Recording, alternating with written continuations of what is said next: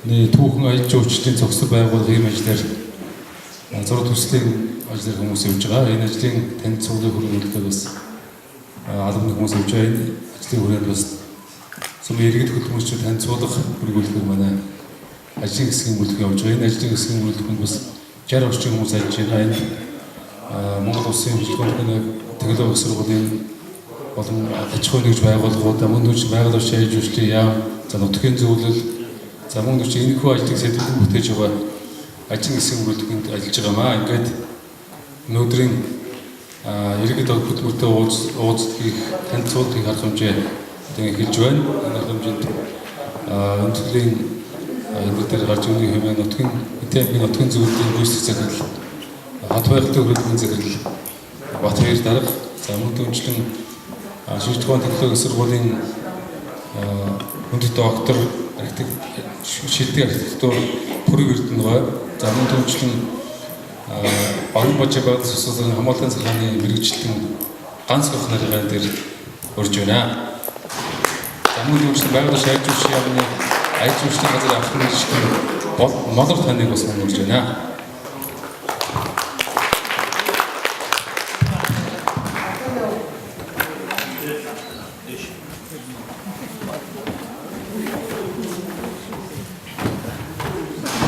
Хансахгүй юм байна.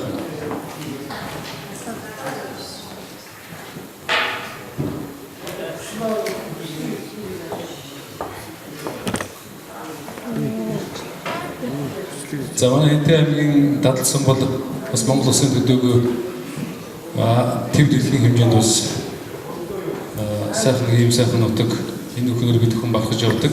Яг гэвэл энэ сууд хүний үлгийн нутгийг дутахаар бас цаашдаа бас түүхэн аялал жуулчлал мөн дүүжлэн төв дэлхийн гайхамшигтай ийм сайхан сууд бүтээл, за мөн дэлхийн бас гайхамшигуд орсон 8 дахь гайхамшиг бүтээл ингээд босгодохоор ингэдэггүй арга хэмжээлүүдэн явж байгаа нь бас цаашдаа бидний амьдрал, за мөн дүүжлэн Монгол түмний хөрхөө сум орон нутаг аялал жуулчлал бүсийн болохын хувьд бол энэ түүхэн аялал аж холбогдолтой өдөр байгаа. Өнөөдөр бас нэлээд тодорхой газруудыг үзэж сонирхохоор хүмүүс архитектур, за ажлын албаны хүмүүс бол нэлээд газруудыг үзэж сонирхлоо. Энэ бас нэлээд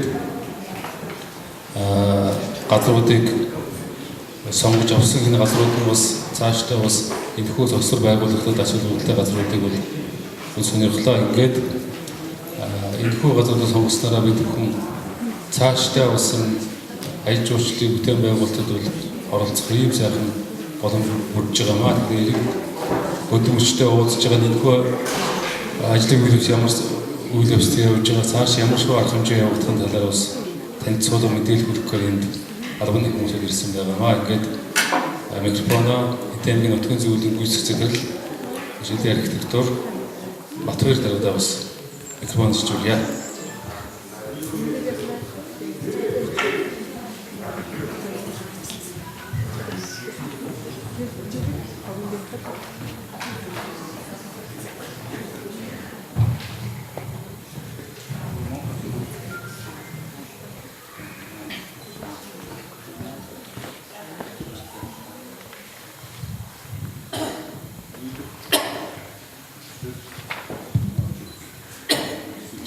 За Хэнтэй аймгийн дадлсан сумын хөтөлмөрчид нутгийн ахын дүүс та бүхэндээ энэ өдрийн мэндийг өргөжүүлье.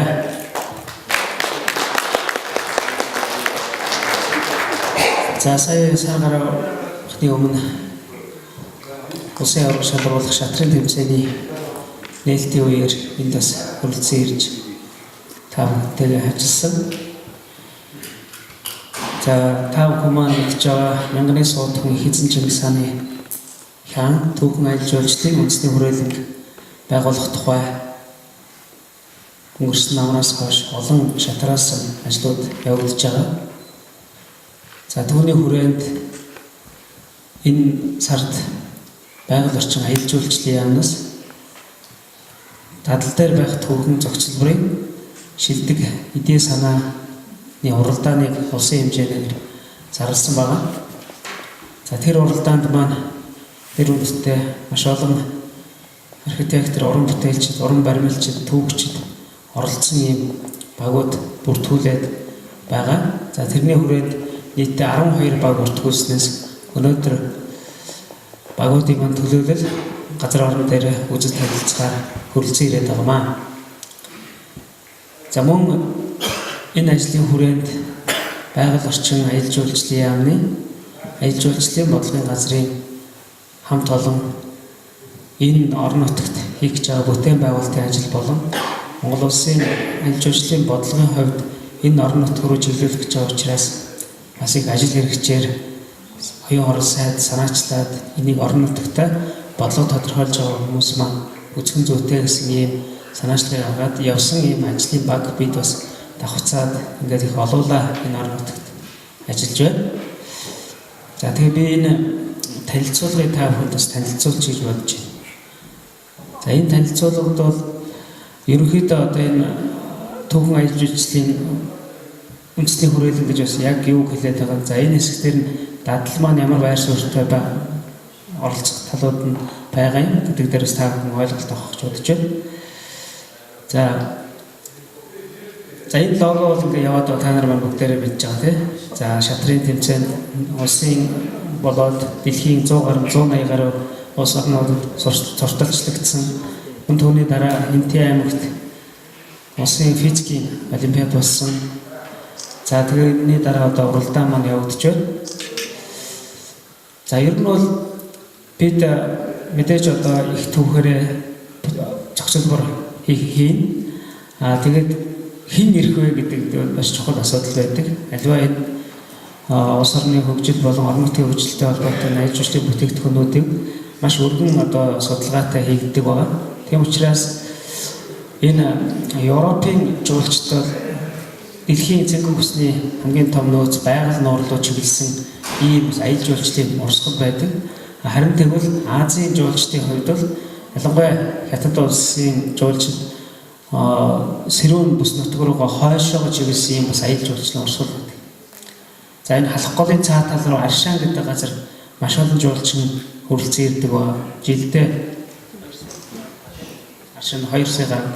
За энэ юуны цаа талд Шилийн гол аймаг гэж байгаа. За тийшээ худалдааны болон нийт одоо аялал жуулчлалын тоо нь бол хамгийн ихдээ 12-3 сая хүрдэг юм билээ жилдээ. За тэгэхээр энэ урсгалын хоёр талын урсгалуудын хооронд Монгол улсын аялал жуулчлалын шинэ бүтээгдэхүүн байх ийм гүүр болно гэж ингэж үзэж байгаа.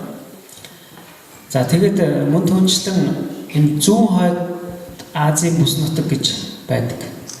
За энд маань нийтдээ 6 улсын 320 гаруй сая хүн амьдардаг. За энд бол одоо Монгол, Орос, Хятад, Япон, Солонгос, за хойд Солонгос улс ордог. За энэ бүс нутгууд бол хоорондоо маш одоо хөгжлөөр хамтарч ажиллах ийм өргөн зорилго тодорхойлсон байдаг.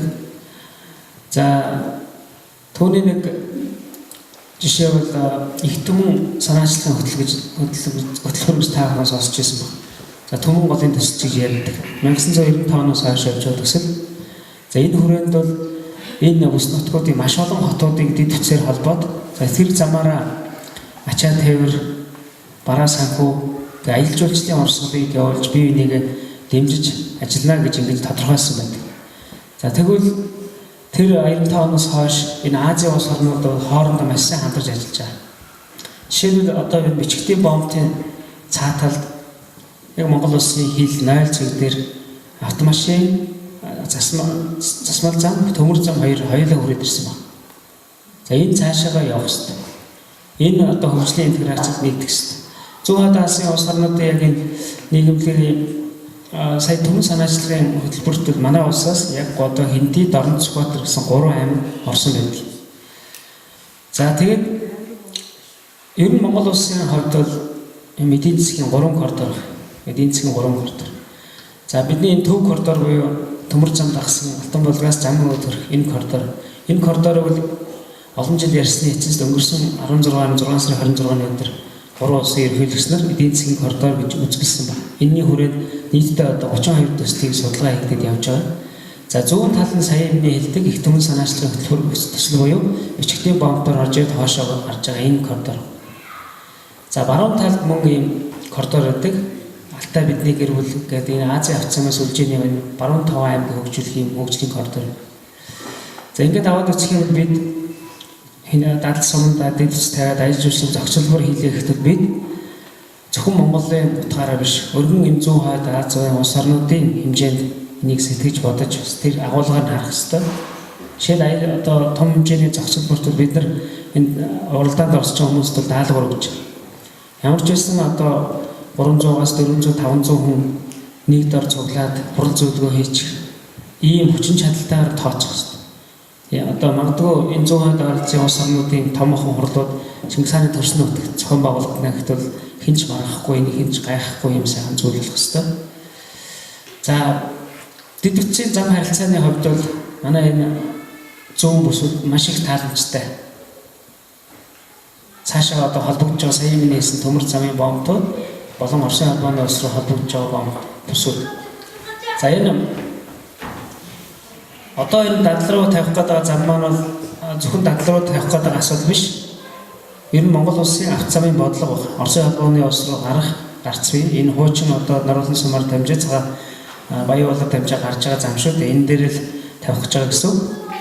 За мөн энэ бичгтийн бомбтоор урагшаа гарахад Монгол улсын далайд гарах хамгийн дөт гарц байдаг.